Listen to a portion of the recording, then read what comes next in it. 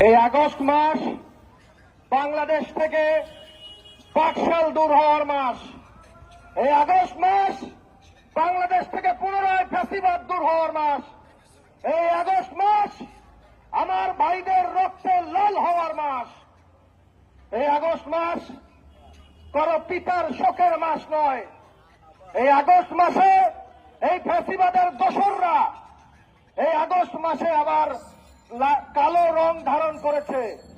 কালো রং ধারণ করার পরে যারা এই কালো রংকে প্রত্যাখ্যান করেছে তাদেরকে চাকরিচ্যুত করেছে।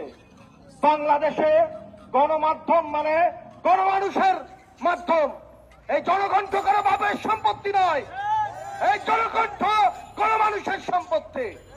গণমানুষের সম্পত্তি বলেই কেউ এই জনকণ্ঠে এসে হামলা চালায়নি, কেউ মত চালায়নি, কেউ চালাবেও না।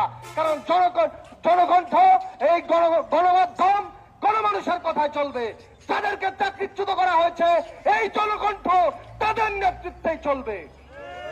কড়া হুঁশিয়ারি দিয়ে যাচ্ছি তারা নাকি পত্রিকায় বিবৃতি দেওয়ার চেষ্টা করছে। ওই বিবৃতি আপনারা দেওয়ার আগেই আমরা প্রত্যাখ্যান করলাম।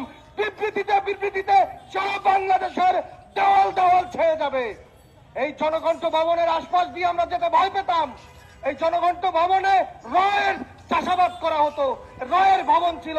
এই জনকণ্ঠ যখন আবার মানুষদের একটি গণমাধ্যমে পরিণত হচ্ছিল তখন আবারও সেই ফাঁসিবাদের দোসররা আবারও ষড়যন্ত্র করার চেষ্টা করছে।